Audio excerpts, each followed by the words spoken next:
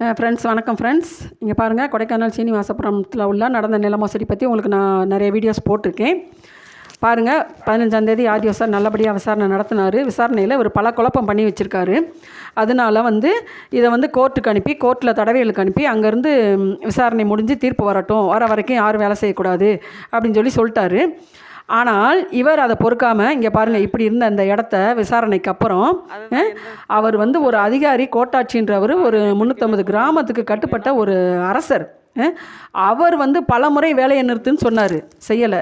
ஏன் முன்னாலே காவல்துறையில் பல காவல்துறையை அனுப்பிவிட்டாங்க, அவங்கள்ட்டையும் செய்யலை. ஆவுன்னா ஒரு போலி ஆர்டரை கொண்டு காட்டுறாரு. அந்த ஆவண எண் என்னன்னு கேட்டிங்கன்னா 1998/190 ஆவண எண். லூர்துசாமி இவருக்கு பதிஞ்சு கொடுத்த மாதிரி இவராக ஃபோர்ஜரி திண்டுக்கல்லில் உருவாக்கப்பட்ட, பத்திரத்துறையில் உருவாக்கப்பட்ட ஒரு ஆவண எண். சரிங்களா? அது எப்படின்னா, வெறும் அவருக்கா இவராக வாங்கிக்கிறாரா, ஒரு 5 பேர் இருப்பாங்க, 50 சென்டா இந்த அவங்களுக்கு ஒரு 9.25 சென்ட் அப்படின்னு சொல்லி இவராக பிரித்து கொடுத்த அந்த ஆவண எண், அதுதான் அந்த போலி ஆர்டர்னு நிறைய பேர்த்திட்ட சொல்லிட்டேன். இப்போ ஆன்லைனு, அதனால் உடனே போட்டு பார்த்தாலே தெரியும். ஆனால் எந்த அதிகாரியும் அதை பார்க்க தயாராக இல்லை. அதை வச்சே இவர் காட்டி காட்டி காட்டி காட்டி வேலை செஞ்சுக்கிட்டு இருக்காரு. ஓகே, இவர் பாகப்பிரிவினையே 1999 தான் போட்டிருக்காரு. நாங்கள் அன்றைய தினத்துக்கு கையெழுத்து போடுற மேஜரானவங்க 40 பேர் இருந்திருக்கோம். அந்த 40 பேர்த்தில் இவர் வெறும் ஒரு 4 கையெழுத்து வாங்கியிருக்காரு. அதுலேயும் 2-3 கையெழுத்து போலி கையெழுத்து. ஓகே, அப்போ 99 தான் இவர் பாகப்பிரிவினை வாய்க்கிறாராவே ஒரு மோசடி பாகப்பிரிவினை பண்ணியிருக்காரு. அதில் லூர்துசாமியே கையெழுத்து போடல. ஓகே, அப்போ 1999 போட்ட பாகப்பிரிவினைக்கு 1998 எப்படி லூர்துசாமி பவர் கொடுத்துருப்பாரு? ஃப்ரெண்ட்ஸ், இதை நல்லா நீங்கள் சிந்திக்கணும். அதுவும் திண்டுக்கல்ல 65 வயசு தாத்தாவை யாராவது தனியாக அனுப்புவாங்களா? ஒரு மகன் கூட, அவருக்கு 6 பிள்ளைங்க, ஒருத்தர் கூடவா சாட்சி கையெழுத்து போட்டிருக்க மாட்டாங்க? இந்த பத்திரத்துறையில் அன்னைக்கு செஞ்ச ஒரு குழப்பத்தினால இன்றைக்கி பாருங்கள், நாங்கள் 160 பேர் பாதிக்கப்படுறோம். சரிங்களா? இதெல்லாம் பெரிய கொடுமை. எங்களுக்கு கேட்குறதுக்கே ரொம்ப, எங்களுக்கு உதவி செய்கிறதுக்குன்னு கொடைக்கானலில் எந்த ஒரு மீடியாவும் கிடையாது. 15ஆம் தேதி விசாரணை நடந்தப்போ என் சந்ததி 40 பேர் வந்தாங்க.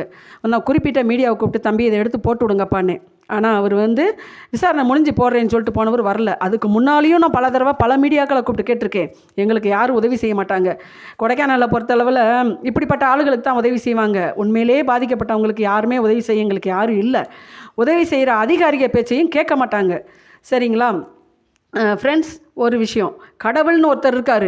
இவங்க யார் என்ன செஞ்சாலும் சரி, சரியா, எல்லாத்தையும் ஏமாற்றலாம். கடவுள்னு ஒருத்தர் இருக்கார். மதுரையிலையும் எங்கள் பேப்பரை 3 வருஷமாக, மதுரை வக்கீல் கொடுத்தப்பையும் எங்கள் பேப்பரை பழனி கோர்ட்டில் 3 வருஷமாக வச்சு ரிஜெக்ட் பண்ணார். இப்போ ரீஸ்டோர் பண்ண சொல்லி 2010 இவர் மேலே நாங்கள் போட்ட கேஸுக்கு தான் இவர் அந்த லூர்துசாமியோட 9 சென்ட்டுக்கு போட்ட கேஸுக்கு தான் இவர் அந்த ஆர்டரை 9 சென்ட்டுக்கு வாங்கி வச்சுருக்காரு. அதை ரீஸ்டோர் பண்ண சொல்லி நாங்கள் கடந்த மார்ச்சிலேயே பழனி கோர்ட்டில் கொடுத்துட்டோம். இது வரைக்கும் அது எங்களுக்கு நம்பர் ஆகி வரலை. அப்போ என்ன காரணம்? அப்போ எங்கள் பேப்பரை நம்பரே ஆகக்கூடாது. லூர்துசாமி செத்துட்டா வேலை முடிஞ்சிடும், எங்கள் பேப்பரை நம்பர் ஆகாட்டி வேலை முடிஞ்சிடும். இப்படி நான் சொன்னால் இதை யாரும் நம்ப மாட்டேன்றாங்க. எங்கள் அனுபவம் தான் பேசுது. ஆனால் மேலே கடவுள்னு ஒருத்தர் இருக்கார், அவர் எல்லாருக்கும் தலைவர். கண்டிப்பாக இதில் யார் சம்மந்தப்பட்டிருக்கீங்களோ கண்டிப்பாக கடவுள் உங்களுக்கு சரியான தண்டனை கொடுப்பாரு. அதில் எந்த மாற்றமும் இல்லை. சரிங்களா? இன்னொரு விஷயம், இவ்வளோ தப்பு நடந்திருக்கு, நகராட்சிக்கே தெரியும் இவ்வளோ பிரச்சனை நடக்குதுன்னு. ஆனாலும் நீங்கள் திரும்பவும் அனுமதி கொடுத்துருக்கீங்க. சரிங்களா? ரொம்ப கவலையாக இருக்குது, எங்களுக்கு ரொம்ப வேதனையாக இருக்குது. இவ்வளோ ஒரு பத்திரத்துறை செஞ்ச ஒரு தப்பு அன்றைக்கி பாகப்பிரிவினை பண்ணும்போது கேட்டிருந்தா, அன்றைக்கி சிசிடிவி கேமரா இல்லை. ஓகே, உங்கள் சந்ததியில் சூசராஜ வகைரால் எத்தனை பேர் கேட்டிருந்தா இப்படி ஒரு தப்பு நடந்திருக்குமா? இந்த மனுஷன் 95 வயசு மனுஷன் இன்றைக்கி எந்த சொத்தையுமே வாங்காமல் போய் சேர்ந்துட்டாரு. இது எவ்வளோ பெரிய பாவம் சொல்லுங்கள்.